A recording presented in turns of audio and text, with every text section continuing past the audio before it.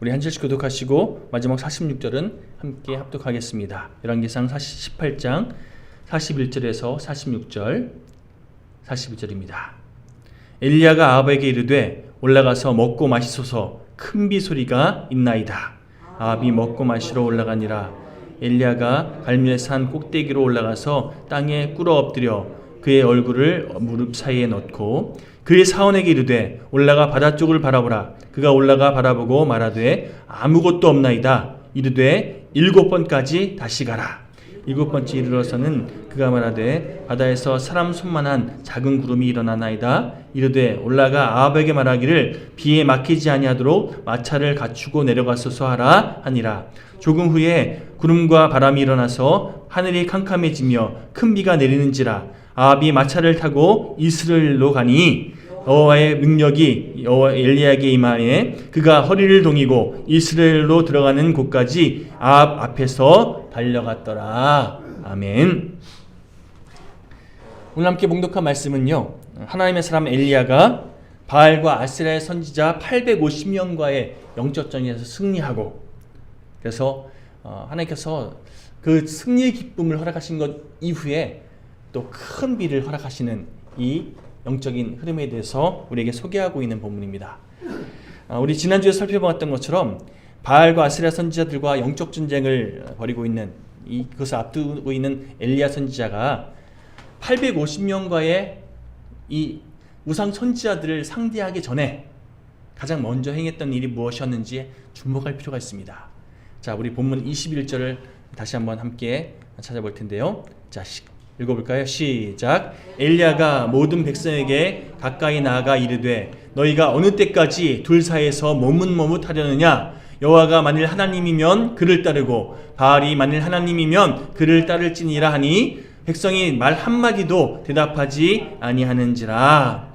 한마디로 이제 영적 전쟁을 벌이기 전에 먼저 이스라엘 백성들을 불러 모아서 너희들 하나님이 믿는다고 하면서 하나님의 백성이라고 하면서 왜 자꾸만 헛된 것을 같이 의지하냐? 바알이 비와 농사를 주관하는 풍요의 신이라고 알려져 있는데, 한마디로 물질 만능주의 또 성공주의를 대변하는 그런 가치관입니다. 그리고 다산의 신인 이 아세라는요, 다산의 신이기 때문에 신상 보면요, 아이를 먹일 젖가슴이 굉장히 많이 달려있는 그런 신상이에요. 한마디로 다산의 신인 거예요. 쾌락주의, 아이를 낳기 위해서 행해야 되는 성행위가 한마디로 쾌락을 우리 상징하는 그런 가치관 아닙니까? 쾌락주의와 또 이왕이면 많은 아이들 중에서 가장 잘생기고 뛰어난 아이를 더 이렇게 우선순위 삼는 외모지상주의, 이런 세상이 주도하고 있는 그런 가치관을 대변하는 것이 아세라 신앙이고 또 바알 신앙이에요. 이런 세상의 가치관에 현혹돼서 자꾸만 영적으로 양다리 걸치고 있는 이스라엘 백성들을 향해서 너희가 어느 때까지 하나님과 세상의 왜곡된 가치관에 그렇게 우왕좌왕할 거냐?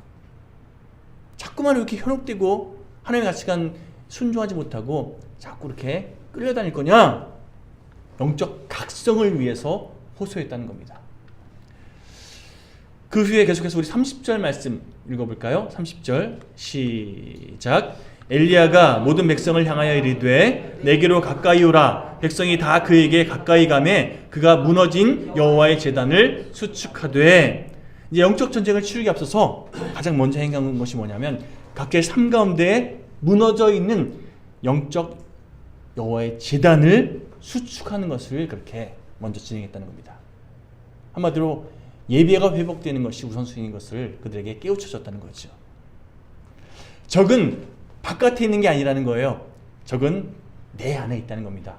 바알과 아세라가 문제가 아니라 그 잘못된 가치관에 마음이 빼앗긴 너의 마음이 문제라는 거예요. 너의 안에 그것을 추구하는 그런 욕망과 또 자아가 문제라는 거예요. 이것을 먼저 상기시킨 다음에 이스라엘 백성들로 하여금 하나님 백성으로 다시금 회복될 수 있도록 그렇게 제단을 먼저 쌓고 하나님께 예배드린 후에 영적 전쟁에 임했다는 겁니다. 예배를 먼저 우선순위에 둬라. 그리고 나서 나아가라. 이걸 보여줬다는 거죠. 여러분, 우리 또한 마찬가지입니다. 우리가 하나님의 가치관에 붙들려 살아가야 되는데 자꾸만 먹고 사는데 급급해서요, 세상에 우리를 유익하게 하는, 우리에게 만족을 주는, 우리를 뭔가 좀 잘 나가게 해준다는 그런 가치관, 그런 어떤 선택에 자꾸만 현혹될 때가 많아요. 하나님이 우선순위가 아니라 나에게 유익을 주는 것이 우선순위가 될 때가 많다는 거죠. 그래서 세상의 가치관에 그렇게 아무 생각 없이 끌려다녔던 우리의 삶의 태도를 회개함으로 나는 죽고 예수로 살아가는 그런 영적인 자각이 우리에게 있어야 된다. 오늘 본문이 우리에게 말씀해 주고 있는 줄 믿습니다. 여러분, 하나님은 살아계십니다. 오늘도 우리 가운데 역사하고 계십니다. 엘리야를 통해서 불로 임하신 그 하나님께서 오늘도 능력으로 우리에게 역사하시고 또 기적으로 성령으로 함께하고 계신다는 거예요. 믿으십니까? 그러면 우리 안에 그 무너진 제단이 있는지, 또 다 무너진 것이 아니라 어느 한 군데가 무너진 그런 부분이 있을 텐데, 여러분, 세속적인 가치관 때문에 무너져 있는 그 제단을 우리의 기도로 또 하나님을 향한 믿음으로 다시금 바르게 세워나가는 가운데, 여러분, 오늘 열왕기상에서 보여주신 하나님의 놀라운 역사하심을 우리 삶 가운데 경험하게 되는 그런 복된 우리 영육의 모든 교우들 되시기를 간절히 축원드립니다. 여러분, 어쨌든 엘리야가 하나님의 이 가치관 붙잡고 한 걸음 한 걸음 나아가는 그에게 하나님께서 불로 역사하셨는데요. 사실 두 제단, 비교되는 제단을 딱 보여주고 나서 먼저 바알과 아세라 선지자가 제단에 불이 임하게끔 여러 가지 예식을 범하죠. 그들의 예식은요, 자기를 자해하고 상대방 누굴 막 찔러서 막 피를 흘리게 하고 아주 그냥 막 눈으로 보기에 너무나 볼상사나운, 그런데 그것이요, 그들의 유익을 주는 것이라면 얼마든지 그렇게 행하는, 마치 세상을 살아가는 우리들이 나에게 유익을 주는 거라면 얼마든지 누구 해롭게 해도 아무 상관없는, 사기친 사람들이 가치관이 그런 거잖아요. 내가 한탕할 수 있으면, 네가 이번에 한번 대박 칠 수 있으면 누군가가 피눈물 흘려도 뭐 그게 무슨 상관이냐, 이 가치관. 하루 종일 그렇게 열심을 다해서 아사라 또 바알 선지자들이 열심을 다해서 그렇게 제단에 불 내리게끔 노력했지만 아무 일이 벌어지지 않습니다. 반면 제단에 물을 붓고 정말 그 물이 귀한 그 곳에서 정말 제단에서 불이 임하지 못하게끔 환경을 딱 조성한 다음에 엘리야가 기도했을 때 어떤 일이 벌어집니까? 하늘에서 불이 임해서 그곳에 있는 제단을 다 불살라버리는 놀라운 경험을 하게 되죠. 영적 승리를 경험하게 됩니다. 여러분, 보통 단체 경기나 또 군대는요, 사기가 중요하다 그러지요. 또 운동경기 마찬가지입니다. 여러 가지 한번 분위기가 확 틀어지면요, 그 여세를 몰아서 막 그렇게 승리 쟁취하게끔, 이게 우리가 생각하는 어떤 기준이에요. 그러면 지금 아시라와 바알 선지자 850명과 전쟁에서, 영적 전쟁에서 승리의 어떤 기술을 딱 잡았어요. 이러면 그 여세를 몰아서 이제 악한 아방에 대적할 수 있는 그런 군대 팀을 결성하고, 또 여러 가지 면에서 뭔가 좀 새로운 변화를 모색하는 그런 인간적인 움직임을 이제 진행해야 될 것 같은데, 엘리야가 무엇을 하는가? 우리 생각하는 여세를 몰아서 뭔가를 진행하는 게 아니라, 사람들이 지금 엘리야를 막 떠받들고 있어요. 와, 엘리야 대단합니다 하면서 막 엘리야를 추앙하고 있는 그 분위기 속에서 엘리야는요, 그 사람들을 떠나 기도하러 산 위로 올라갑니다. 우리 42절 후반부 함께 읽어볼까요? 자, 시작. 엘리야가 갈멜산의 꽁대기로 올라가서 땅에 꿇어 엎드려 그의 얼굴을 무릎 사이에 넣고. 여러분, 백성들이 막 열광해주고 있고 승리를 막 기뻐하면서 야, 역시 하나님의 사람 엘리야 막 이러고 있는 분위기면요, 야, 여러분 나만 믿으십시오 이렇게 될 것 같은데, 이게 맞는 것 같은데, 여러분 내가 말한 게 맞지 않습니까? 하면 사람들 막 그렇게 끌고 와야 맞는 것 같은데, 자기를 대단한 종이라고 막 칭송하고 있는 그 분위기를 뒤로하고 오히려 기도하는 자리를, 그 사람들의 열광을 뒤로하고 하나님을 의지하는 자리를 향해 나갔다는 거예요. 그까지 작은 승리에 도취하지 않겠다는 겁니다. 우쭐한 마음 갖고 내가 마치 내가 한 것처럼 그렇게 자만한 자리에 앉지 않겠다는 거예요. 오히려 더 전적으로 하나님을 의지하는 자리로 나가겠다는 겁니다. 엘리야의 그 믿음의 고백, 그 신실함을 하나님께서 사용하셔서 결국 진짜 그들이 원했던 기도 제목이 이루어지죠. 자, 지금 엘리야와 이스라엘 백성들이 원하는 건 제단에 불이 임하는 게 아니에요. 그건 한 과정인 거고요. 그들이 진짜 원하는 게 뭐죠? 비가 내리는 거예요.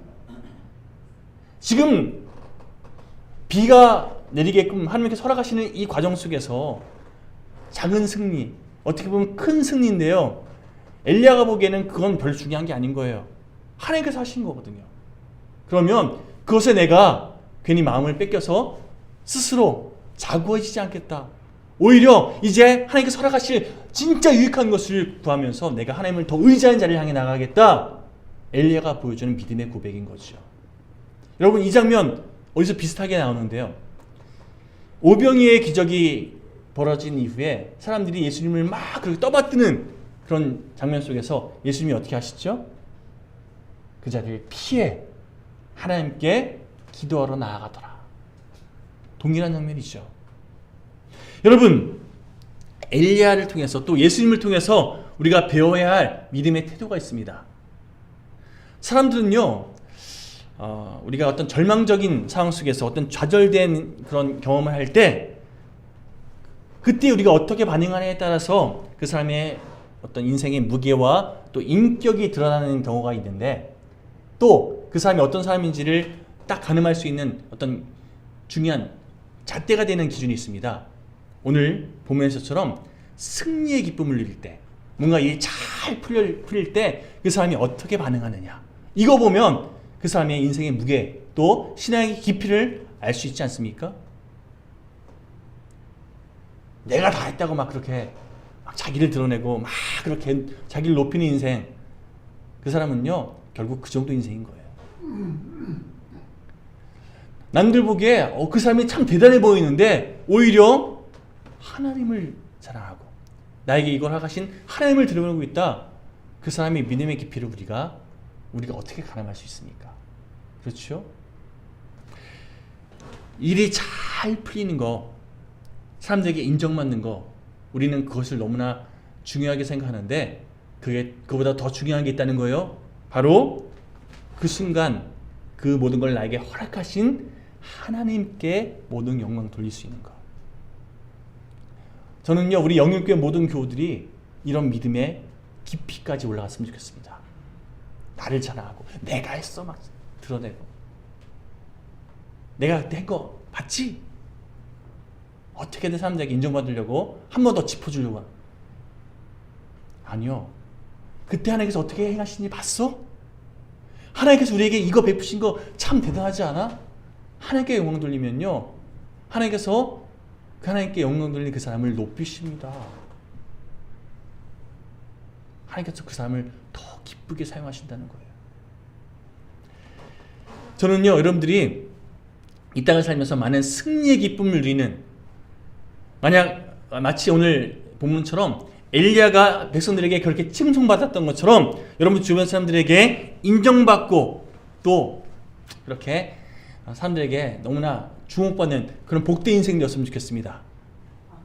그런데 중요한 것은 그런 성취를 경험하면서 우쭐해지고 또 교만해지는 그런 삶의 모습으로 흘러가는 것이 아니라 온천을 내가 다 한 것처럼 그렇게 착각하는 인생이 되는 것이 아니라 그 일을 허락하신 하나님을 드러낼 수 있는 그런 복된 하나님의 도구들 되시기를 간절히 축원드립니다.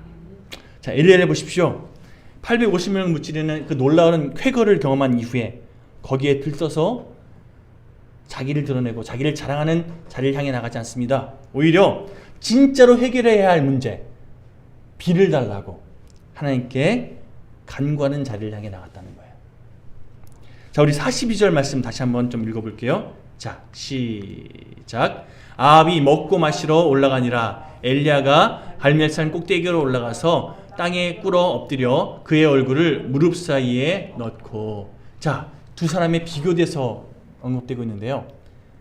앞서 42절 읽었을 때에는 엘리야가 기도하는 것만 부각시켰는데, 자, 42절 앞부분에 누가 또 언급되죠? 아합. 똑같이 산에 올라갔어요. 근데 아합은 먹고 마시러 올라갔고요. 엘리야는 기도하러 올라갑니다. 쾌락과 욕심을 추구하는 사람답게 아합은 먹고 즐기러 올라갔고요. 하나님을 의지하는 사람답게 엘리야는 기도하기 위해 올라갔다는 거예요. 여러분, 우리가 무엇을 위해서 한 걸음 한 걸음 내딛는 인생인지 우리 자신의 삶을 좀 점검하고 돌아봤으면 좋겠습니다. 나를 유익하고 나를 만족해 하는 그것을 추구하는 발걸음이 더 많이 걷고 있는지, 아니면 하나님을 의지하는 사람답게 기도하는 발걸음을 더 많이 내딛고 있는지. 오늘 본문을 통해서 우리 삶 가운데 적용해야 할 영적 원리, 엘리야가 어떤 사람인지를 이게 내 자신에게 좀 매치시켜서 엘리야는 이런 사람이었습니다 라고 얘기하면요, 거기에 자기 이름을 다시 넣어서 나는 이런 삶이 되고 싶습니다가 아니라 이런 사람입니다 라고 미리 선포하십시오. 그러면 하나님의 도우심으로 그렇게 되어질 줄 믿습니다.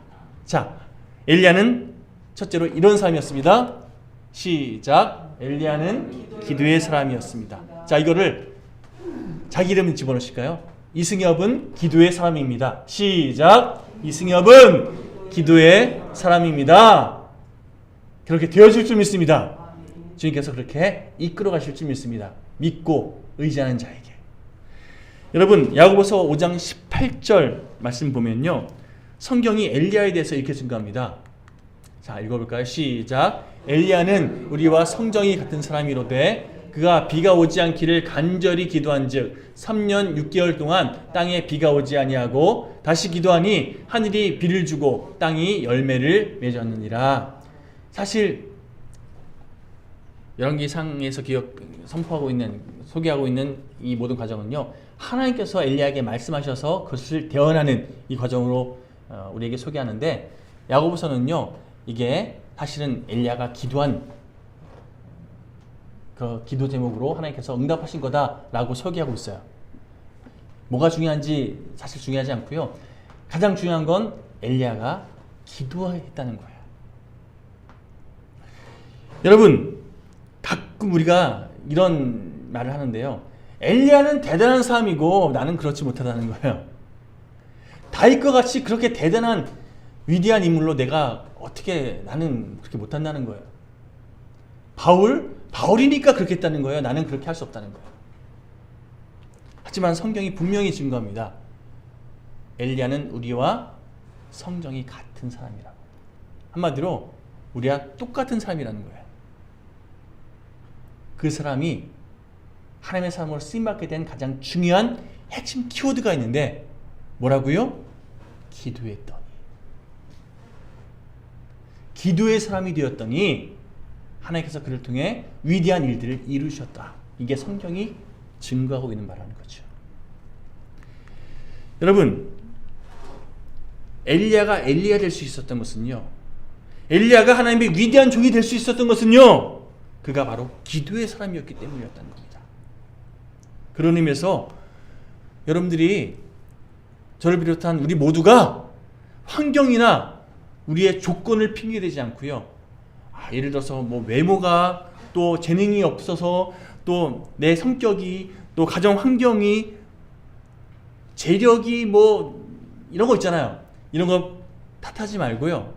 오히려 기도하지 않았던 우리의 연약함을 반성하고 기도하지 않았던 내 자신의 지난날 그런 시간들을 회개함으로 주여 내가 기도의 사람 되기 원합니다. 이승엽은 기도의 사람입니다. 주여 이렇게 만들어 주시옵소서. 간구하는 저 여러분 모두가 되길 소망합니다. 다시 한번 선포할까요? 자기 이름 불러가면서 누구누구는 기도의 사람입니다. 시작! 이승엽은 기도의 사람입니다. 아멘! 아멘. 자, 선포했으니까 우리 서로 바라보시면서 기도의 사람 살아갈 수 있도록 점검해 주십시오. 우리 박 권사님은 김 권사님 기도의 사람이라면서요. 기도하셔야죠. 라고 이거 찌르는 말로 하지 마시고 이렇게 사랑으로 건면해 주십시오. 기도하셔야죠. 기도합시다. 함께 건면하고 격려할 때 기도의 사람으로 함께 성장하지 않겠습니까? 우리 부부끼리는 또 그렇게 하시고 우리 서로 교인들끼리 볼 때마다 기도하셨지요? 기도하고 계시지요? 이렇게 이게 첫인사가 되면요. 우리 한국인들의 첫인사가 뭐죠?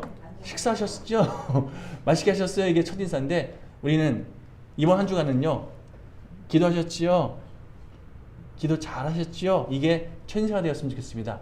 한번 해보실까요? 기도하셨지요? 기도하시죠. 기도합시다. 기도하겠습니다. 이게 우리의 선포요. 거명이 될 때, 그렇게 우리의 인사가 될 때에 적어도 이번 한 주간은 기도의 삶으로 되어지는 경험을 하게 되지 않을까요? 자, 여러분, 엘리야는 기도의 사람이었어요. 여기서 우리가 짚고 넘어갈 게 하나 있는데 우리가 함께 목록한 42절에 보면 엘리야가 정말 간절하게 하나님께 기도합니다. 그런데 열왕기상 18장 1절에 보면요. 우리 1절 말씀도 찾아볼까요? 시작. 많은 날이 지나고 제3년에 여호와의 말씀이 엘리야에게 임하여 이르시되 너는 가서 아합에게 보이라 내가 비를 지면에 내리리라. 자, 하나님께서 엘리야에게 이미 비를 내리시겠다고 약속하셨어요. 그렇죠? 약속하신 게 있는데 뭐 그렇게 간절하게 기도하지 않아도 하나님께서 약속하신 대로 이루시잖아요. 하나님은 그런 분 아닙니까? 말씀하신 대로 이루시는 분. 그러면 이렇게 간절하게 기도할 필요가 없는 거 아닙니까? 그런 거 아니에요? 그런 거 아니냐고요, 여러분. 왜 이렇게 간절하게 기도하고 있는 걸까요, 엘리야가? 하나님께 약속하셨는데 얼굴을 무릎 사이에 파묻고 막 그렇게 땅에 완전히 그렇게 간절하게 절실하게 하나님께 기도한 이유가 뭘까요? 자, 우리 그 답을 에스겔서 36장을 통해서 우리 그 답을 찾아볼 수 있는데요. 자, 에스겔 36장 함께 읽어볼까요? 시작. 주 여호와께서 이같이 말씀하셨느니라. 그래도 이스라엘 족속이 이같이 자기들에게 이루어 주기를 내게 구하여야 할지라. 에스겔서 36장 37절 상반부. 여러분, 에스겔 36장은요. 하나님께서 바벨론에 포로된 이스라엘 백성을 향해서 너희들을 해방시켜 줄 거다. 그러면서 놀라운 축복의 약속을 쭉 하시는 장면이에요.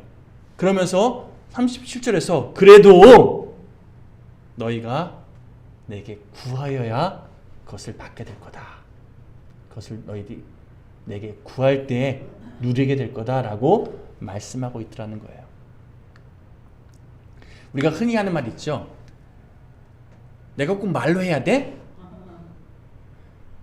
내만 몰라? 내가 꼭 말해, 내가 자존심 상하게 말해야 하잖아? 아니요, 말해야 알잖아요. 그렇죠? 사람이 사람 마음을 어떻게 알아요? 말해야 한다니까요. 하나님은요, 우리처럼 말해야 아는 분은 아니지만 우리가 생각으로 품기만 해도 아시는 분이지만 그러나 말해야 들어주겠다고 말씀하고 있어요. 왜요? 입으로 고백해야 그게 내 고백이 되거든요. 내가 입술로 선포해야 그것이 내 것이 되거든요. 여러분, 제가 좋아하는 노래가 있어서 이렇게 길거리에서 막 나와서 흥얼흥얼 몇 번 불렀던 노래가 있는데 그거를 노래방 가서 부르려 그러니까요. 웬걸요? 다 못 부르겠는 거예요. 좋아서 몇 번 흥얼거린 기억이 있는데 처음부터 끝까지 내가 불러보지 않으니까 노래방에서 멜로디도 다 나오고 가사도 다 나오는데 못 부르겠더라니까요. 한번 내가 입술로 고백하고 불러보면 그게 내 노래가 되는 거죠. 똑같습니다. 우리의 신앙 고백은요, 입술로 고백되어질 때 그게 내 거가 되는 거예요. 내가 꼭 말로 해야 돼? 말로 해야 된다니까요. 여러분, 하나님께서는요, 이미 우리에게 아주 축복을 다 예배해 두고 계셔요. 우리에게 유익한 거 다 준비해 두고 계세요. 그런데 그것을 기도라는 그릇에 이렇게 우리가 하나님께 하나님 축복 주세요 하고 기도해라고 하는 그릇으로 딱 그렇게 내밀 때 그 그릇에 부어주신다는 거예요. 그릇이 준비되지 않으면 담을 게 없는 거잖아요. 이왕이면 더 많이 담을 수 있도록 더 많이 기도하는 게 중요하겠죠. 여기서 말하는 더 많이를 우리가 오해해서 시간적으로 더 많이 이렇게 오해하는 분들이 있어요. 여러분, 기도의 그릇이 크다는 것은요, 그만큼 간절한 우리의 심령을 의미합니다. 시간을 의미하지 않아요. 여러분 통장에 예를 들어서 10억이 있다고 한번 예를 들어볼까요? 여러분 통장에 10억이 있는데, 자, 그 통장에 있는 돈을 찾아 써야 돼요.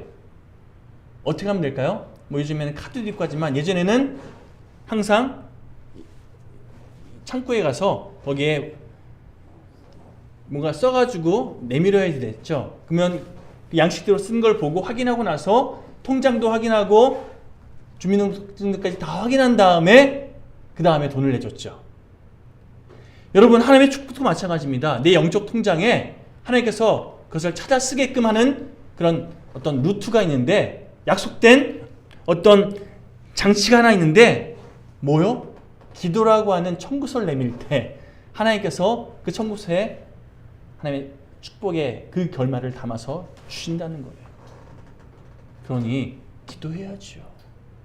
구해야지요. 그래야 받을 수 있다는 겁니다.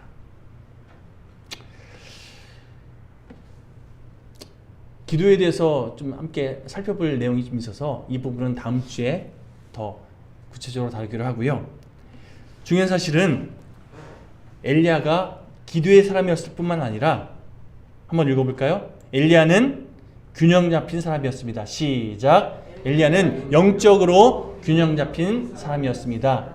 동일하게 여러분 이름을 한번 넣어서 해볼까요? 이승엽은 영적으로 균형 잡힌 사람입니다. 시작. 아멘. 우리가 영적으로 균형 잡힌 인생 되었으면 좋겠습니다. 앞서 얘기했던 것처럼 기도 많이 하면, 시간적으로 많이 하면 그 사람이 영적으로 깊은 사람인가? 아니더라고요. 저 옛날에 교육자 초기에는요, 기도 많이 하신 분 보면 저 사람 좀 대단하다 라고 생각했던 적이 많았는데, 저는 1시간 기도하는 것도 그렇게 했는데 그분은 뭐 3-4시간, 하루에 막 7시간, 8시간 대단하다 그랬거든요. 그런데 기도 그렇게 시간 내서 많이 하는 게 그게 곧 영적 성숙을 의미하는 게 아닌 걸 시간이 지나서 깨달았어요. 그렇게 기도한 분이 왜 이렇게 삐지게 잘하시는지. 기도 그렇게 많이 하셨으면, 하나님의 뜻을 그렇게 많이 붙잡으셨으면 자기 선하게 하는 그 사람 품을 수 있어야 되는 거 아니에요. 하나님의 마음으로. 기도 많이 하셨다는 분이 그 문제 더 많이 일으키시더라고요.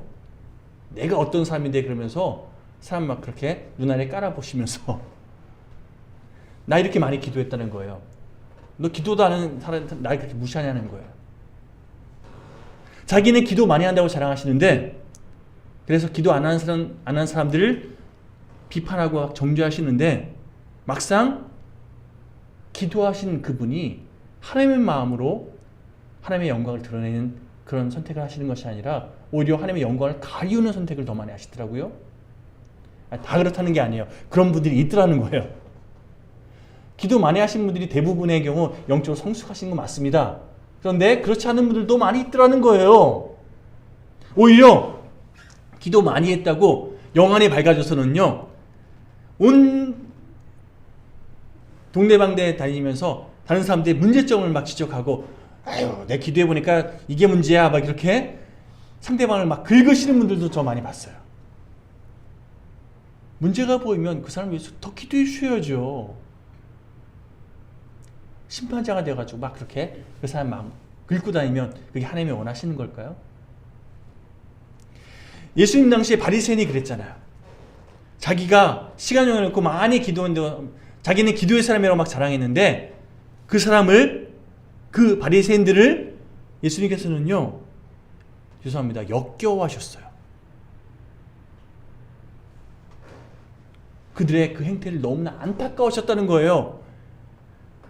기도하면 기도할수록 자기를 부인하며 자기 자아가 아닌 하나님께서 더 많이 붙잡는 쪽으로 나가야 되는데 오히려 자기 일을 더 붙잡고 자기를 더 자랑하고 다른 사람들을 폄하하는, 정죄하는 쪽으로 나가니까 주님께서 그들의 모습을 너무나 안타까우셨다는 거죠. 여러분, 기도 많이 하는 게 성숙을 의미하는 게 아니더라고요. 그 기도 속에 균형이 잡혔을 때 그게 성숙으로 연결됐다는 겁니다. 자, 엘리야는요, 기도의 사람인 동시에 성숙의 사람이었습니다. 다시 말해서 하나님 말씀 붙잡고 하나님 뜻을 의지해서 기도했다는 거예요.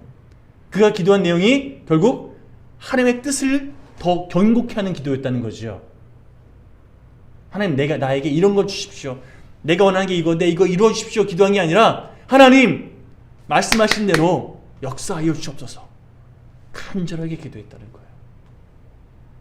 그 결과 하나님의 불이 제단 위에 임했고, 그 결과 하나님께서 하신 그 비가 이스라엘 땅에 넘치도록 부어졌다는 거죠. 여러분, 저는 엘리야가 42절에 보니까 산 꼭대기에 올라서 기도했다 기록되고 있는데 이게 골방 기도가 아닐까 싶습니다. 그렇죠? 또 사람들 앞에서 하나님의 뜻을 선포하고 기도했던, 이건 대중 기도라고 생각해요. 예를 들어서 교회에 와서 통성 기도합시다, 아니면 뭐 함께 기도합시다 하고 할 때 그 대중 기도 시간에 기도하는데, 엘리야처럼 따로 시간 내어서 사람들 보지 않는 그 자리에 나가서 하나님만 의지하는 이 골방 기도를 하지 않는 사람이 있다면, 여러분, 그 기도는요, 균형 잡힌 기도가 될 수 없어요. 사람들을 의식하지 않고 하나님만 오직 붙잡는 기도, 이것이 우리에게 병행될 때, 여러분, 그 인생 가운데 하나님께서 밝히 보여주시는, 내 것만 쏟아붓고 끝나는 것이 아니라 하나님의 뜻을 같이 붙잡을 수 있는 그런 균형 잡힌 영적 성장이 일어나게 돼 있다는 겁니다. 하나님과 1대1로 만나는 골방 기도의 시간들을 꼭 가지십시오. 그럴 때 하나님께서 기도를 통해서 여러분들에게 깨닫게 하시는 게 있습니다.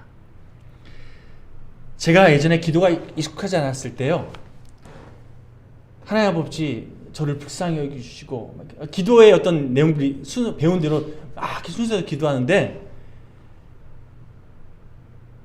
일단 많이 하는 게 좋은 것 같아서 창세기부터 시작해서 요한계시록까지 막 그렇게 정말 기억나는 대로 막 기도했어요. 세계 평화까지 기도했다니까요. 그러고 나서 눈을 딱 떴는데 웬걸요, 저는 1시간 넘게 기도한 줄 알았거든요. 10분도 안 지났더라고요. 제가 열심을 다해서 기도했는데, 생각나는 대로 열심을 다해서 기도했는데 10분도 채 지나지 않은 걸 보면서, 내가 기도 훈련이 이렇게 안 돼 있구나, 기도가 참 힘든 거구나, 그때 경험했어요. 기도의 사람 되려면요, 꾸준한 기도 생활, 다시 말해서 기도 훈련이 필요합니다. 요즘에 청년들한테 기도 제목 주고 우리 한번 통성을 기도합시다, 우리 10분 정도 간절하게 기도합시다 라고 선포하잖아요. 어떤 일이 벌어지는지 아십니까? 1분 딱 지나지 않아서 눈 딱 뜨어서 이렇게 주변 이렇게 둘러보는 청년들 한두 명 생기고요. 3분 정도 지나면요, 언제 끝나지? 언제 10분 지나지? 이러면서 그 시간을 막 힘들어하는 사람들이 생기기 시작합니다. 뭘 의미할까요? 점점점 기도의 사람들이, 기도 훈련받은 사람들이 줄어들고 있다는 거예요. 적어도 그래도 우리 권사님, 장님 세대는요, 예전에 통성어 기도합시다 그러면 1시간 걷대기 기도하셨잖아요. 지금도 그러시죠? 점점 기도가 힘들어지는 시대를 살고 있어요. 그렇죠? 기도하기 힘든 시대. 여러분, 간절히 바라는 것은 하루에 30-40분 정도 기도하는 게 전혀 고역이 아니라 오히려 생활의 일부처럼 느껴질 수 있는 기도의 사람들 되시기를 간절히 축원드립니다. 우리가 그런 인생 되었으면 좋겠습니다. 뭐 그렇다고 막 시간 내서 기도하지 않은 것을 제가 뭐라고 하는 게 아니에요. 일하시면서 하나님께서 뭘 원하시는지 깨닫게 도와주십시오. 내가 지금 어떻게 하는 게 좋을까? 하나님과 대화하는 게 기도잖아요. 우리 김학중 원사님이 고기 써시면서 하나님과 대화하시면 그게 기도 시간인 거잖아요. 누군가에게 물건 팔고 누군가에게 뭐 봉사하고 그 시간에 하나님과 대화하고 있으면요, 그게 다 기도의 시간이라니까요. 우리가 그렇게 하나님과 기도하며 대화하는 시간으로 우리 시간들을 채워나가게 되시기를 간절히 축원드립니다. 자, 오늘 이 본문 가지고 다음 주에 더 깊은 내용 함께 다루도록 하고요. 오늘 결론을 이렇게 내렸으면 좋겠습니다. 제가 언젠가 우리의 시간을 하나님 앞에 서게 됐을 때 건져 올릴 때가 오게 될 거라고 말씀드렸죠.